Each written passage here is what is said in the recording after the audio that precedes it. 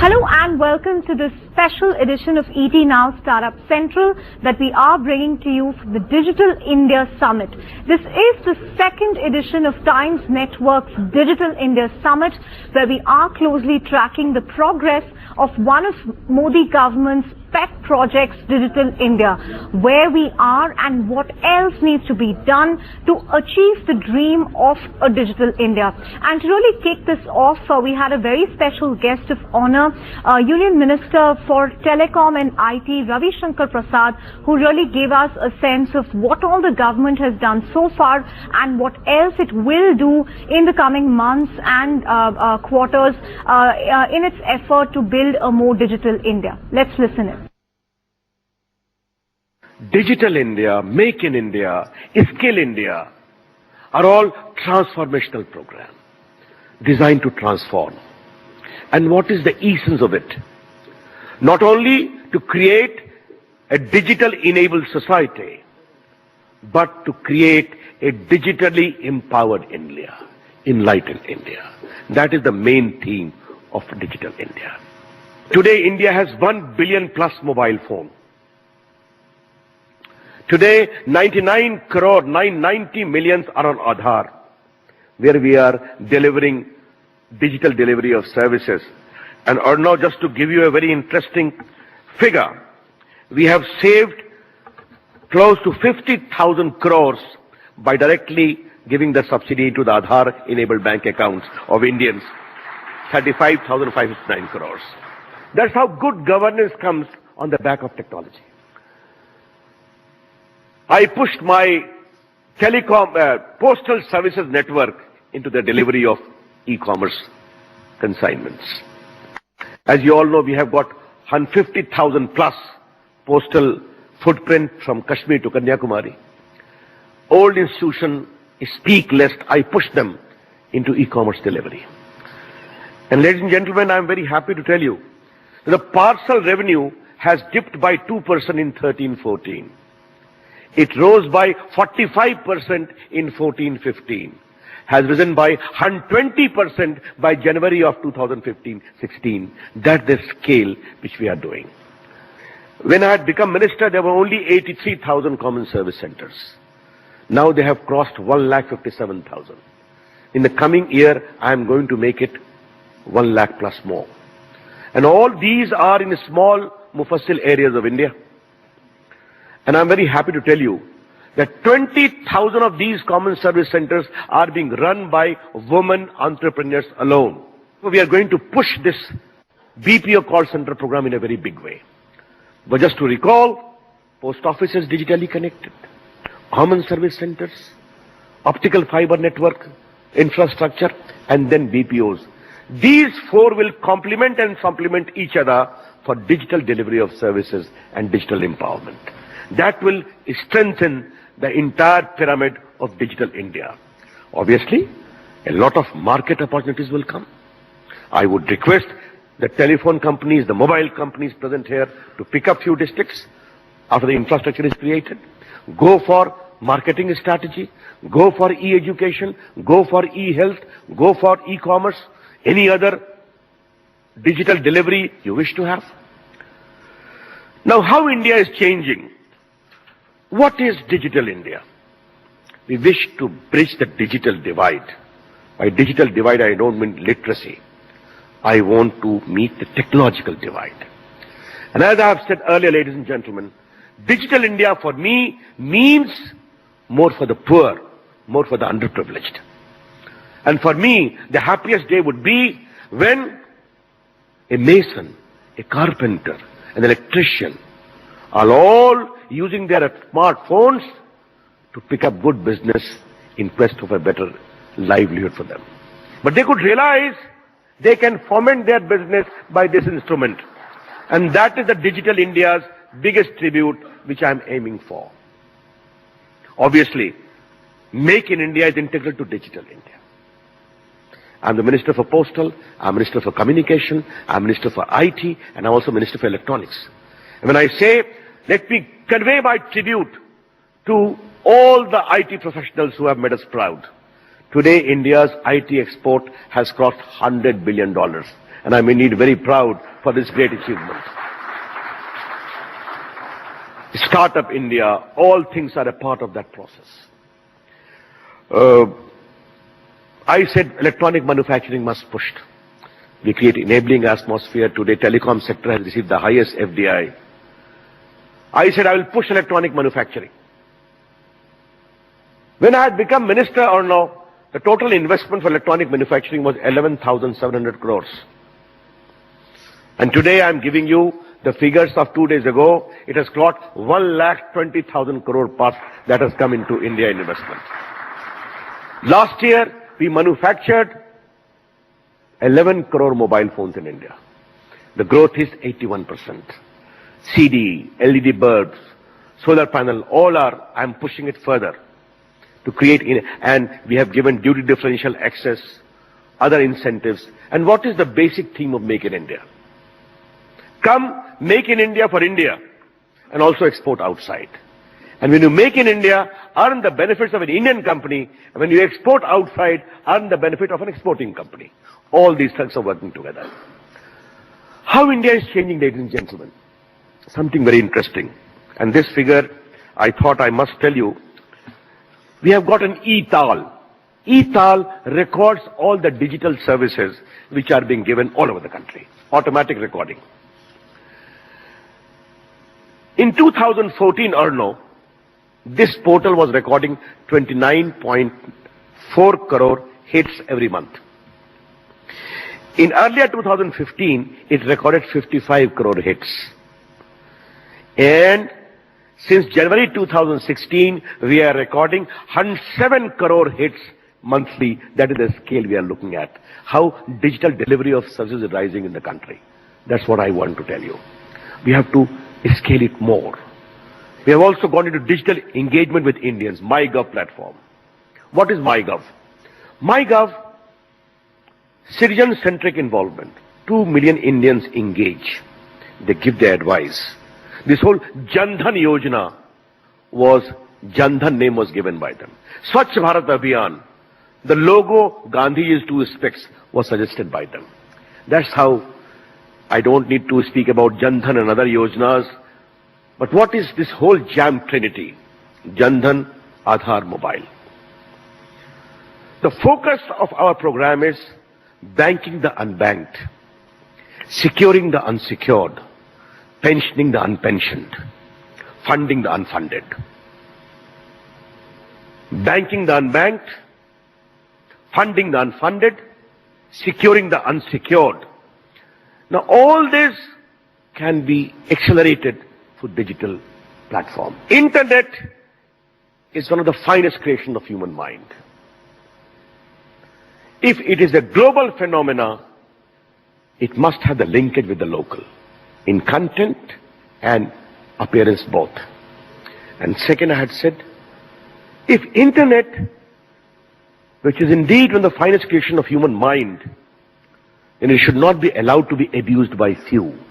Therefore, an open internet, a stable internet is possible and possible only when it is secure from these elements, in which the governments also will have to play the role. And therefore, we have consciously supported the multi-stakeholder model, where you, the private sector, have done so well. My greetings to you. The NGOs, the civil society, the media, and the people of India, and the government, all have to work together in the growth of internet, which must be plural, which must be open, which must be representing the diversity, it must be inclusive, and which must be available without discrimination. Apart from top-notch ministers, we also had a bevy of names, the top corporate names, top policy makers at this Digital India Summit. And ETNOW's chief editor, news, Supriya Srinath, moderated this plenary session where stakeholders from McKinsey, from NASSCOM, the head of BJP's IT cell, top names from Dell, Huawei, really weighed in on their own take of the progress that Digital India has made so far, and the initiatives or the gaps that the government has to fill going forward. Digital India is far beyond digital government. Digital India is far beyond digital government. Digital India, done well, has the potential to transform the lives of India, period. It has the potential to add 20 to 30% of our incremental GDP growth in the next 10 years. To put that in perspective, it's Make in India squared. It is 2.5 times the industry that my dear friend Mr. Chandrasekhar here represents from NASSCOM in terms of what the impact it has on India. And I am so pleased that the government has actually taken this up, because if you wanted to transform lives of India, there is no better way to do it than empowered through technology. Fair point indeed. No better way to do it than empower through technology. But Arvind, this question is now coming your way, because you in some sense represent the ruling benches, and it's really your government's initiative and your government's mantra, Digital India. Will you help us understand the progress that have been made so far? We have, of course, seen some really cool apps that has been spoken about earlier this morning about whether it's Swachh Bharat, whether it's mygov.in, whether it's digital lockers. How are you going to essentially assess the progress, assess the success of some of what has been done already? Yeah, it's a very relevant thing to ask at about a 2-year anniversary, if you may call it, of Digital India, the government, which is probably the first digital government of the country. I think the minister talked about the optical fiber from 400 kilometers to going to about 100,000 kilometers, 50,000 villages being connected. See, the highways, as I call them, need to be laid out, and they are being laid out at a very, very rapid pace. The cars that will run on those highways, the instruments, already we've seen the investment in the electronic sector from 11,000 crore go up to about 10 times, 110,000 crores. 11 crore handsets being made in India. So the prices will come down. And the destinations, which is the third part of Digital India, which is the startup entrepreneurship culture. At last count, I know Ravi and NASSCOM we can all keep debating the number of startups in India. I put it at 18,000. Somebody will say 12,000. I think the number of startups have quadrupled. And the outcomes are there. Success vis-a-vis the challenges, the gaps that still need to be filled. It's very good to have a slogan like that, because that is really the blitzkrieg. That's the inflection point, so to say, for a campaign like this. But if I may ask you, what are the challenges that you would want the government to address up front? I mean, 2 years down the line for Digital India, gaps still remain.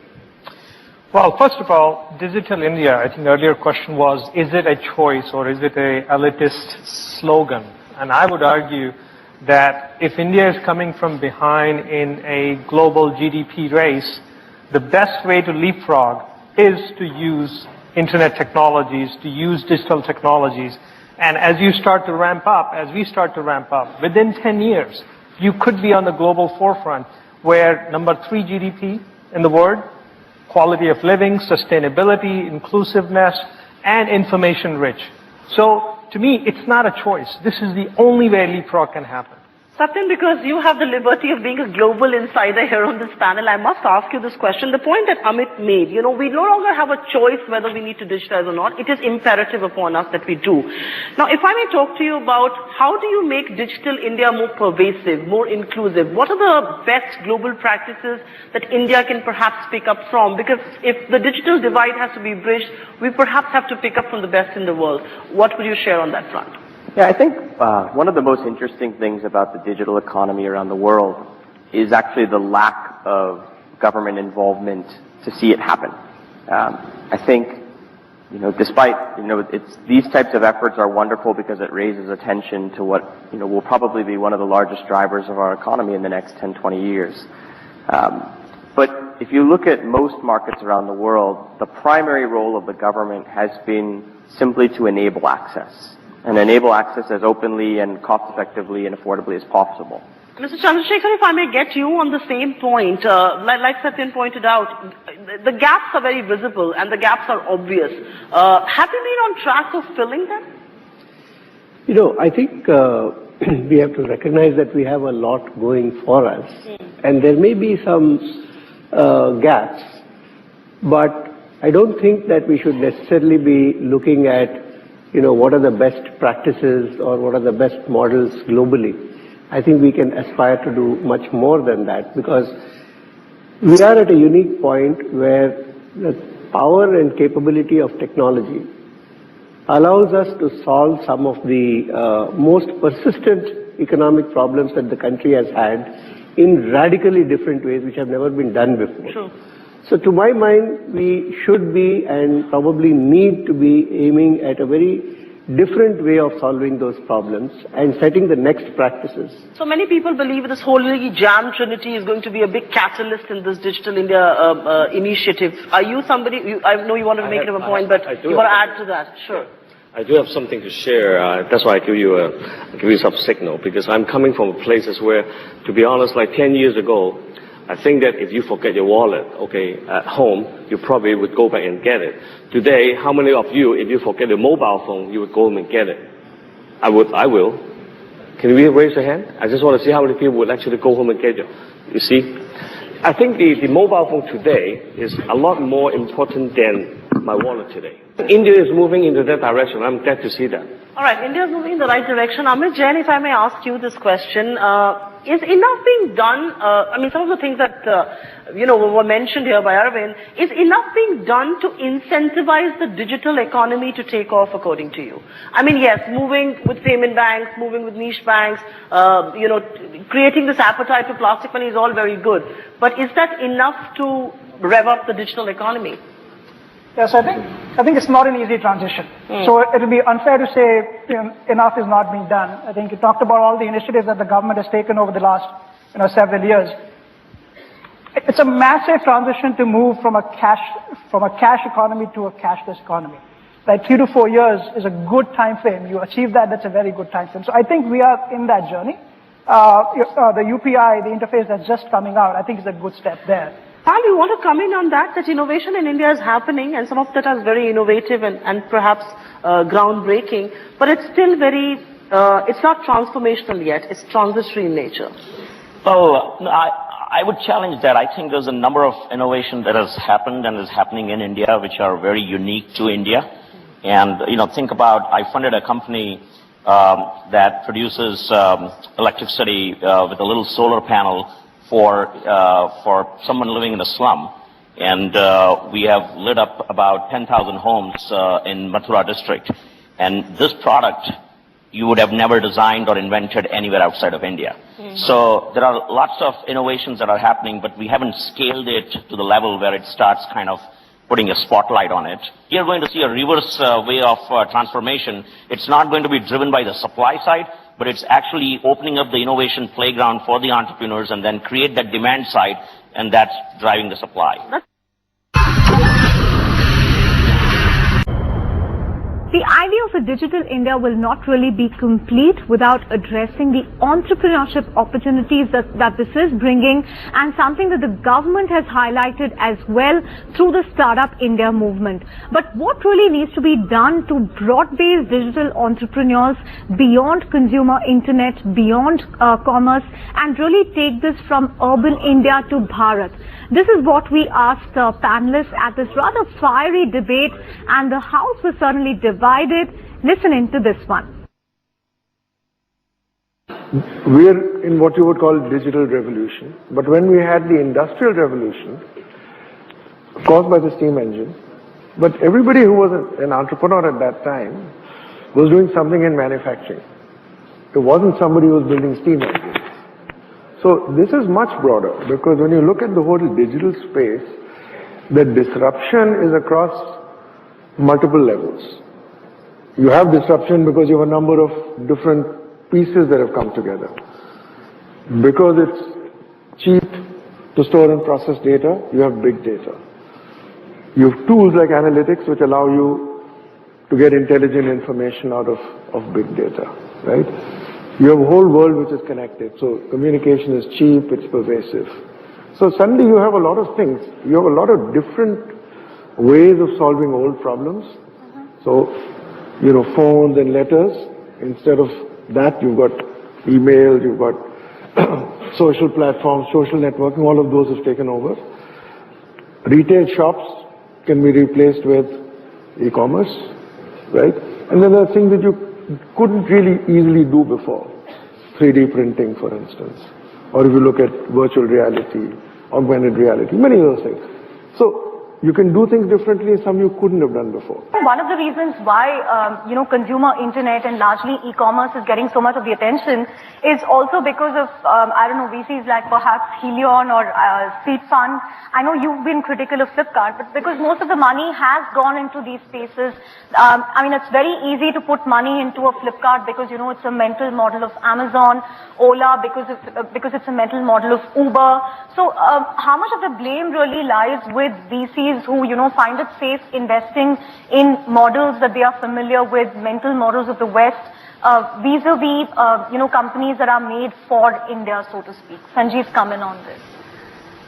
So maybe I can broaden your question as to how are VCs looking at consumer internet, not to duck the question that you asked, as to do we invest in originals or in copycats. So I think if you really see two industries which have been disrupted by consumer internet on a global basis are retail and transportation. And I think that phenomena is no different in any other part of the world, whether it is US or whether it is China or whether it is India. At the end of the day, consumer internet is a horizontal platform. Mahesh, because you've been pretty skeptical about this space. I think I have a slightly different view of this. I think what Sanjeev gave you is maybe the top-down view. My view starts, every comparison with China kind of assumes that we're comparable to China in the internet space because we're a large country and they're a large country, but it's not really truly so. A lot of analysts' beliefs was what happens in the US goes into BRICS countries, Brazil, Russia, India, China, South Africa. So you hence went in with the theory that, okay, if I built a Google in the US, I can build a Yandex in Russia and I can build a Baidu in China. If I can build a Facebook in the US, I can build a VKontakte in Russia and I can build a Renren in China. A Twitter in the US, I can build a Weibo in China. Interestingly enough, and this is something I've been somewhat notoriously known for, the Google of India is Google and the Facebook of India is Facebook. And the difference between China and it's almost comparing China with India is like comparing a planet with comparing a country. Sanjay, do you agree with Mahesh? Is Shopclues going to be the Shopclues of India, or is some other US company going to dominate the market here? He's almost questioned your presence. No, I'm not in the corner, and so he has a point of view, and I think it's his point of view. I think winners and losers are decided when there's a finish line. Who has the finish line? Where is the finish line?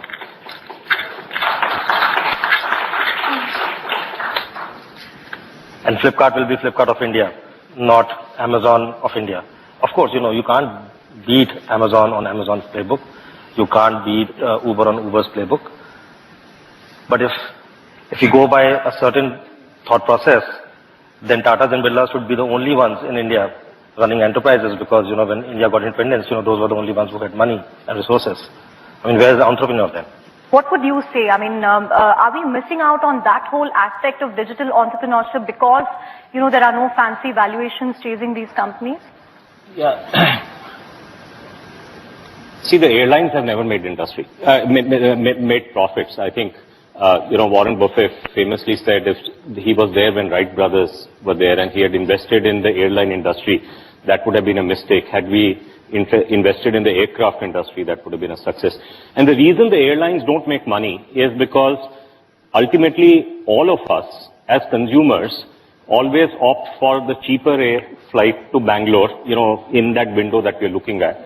Given the basket of airline choices that we have, so I am happy to fly Jet and Indigo.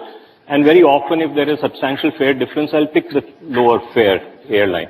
And since there is no stickiness on the front end, despite having loyalty programs and giving frequent flyers worth trillions of dollars, there's no stickiness on the front end.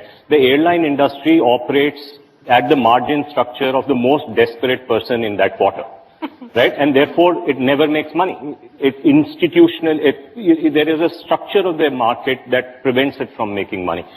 And that is the case with e-commerce, unfortunately, right? It has no stickiness on the front end. With a few exceptions, none of them have actually focused on making that happen. So it is not an industry that's going to make money. But, like Vijay Mallya went from a billionaire to probably a millionaire on the back of the airline industry, there'll be lots of investors who will do the same. So I would rather... Exactly. And so I would rather invest in the aircraft industry. I would rather be a avionics supplier to an aircraft who will then sell to the money-losing airline. And I have managed to do that as an angel investor with Unboxed and other investments. But so my point is, really, do you want to operate in a pickaxe business or do you want to operate in the gold rush business? I don't believe that the e-commerce is ever going to be meaningfully profitable here in India.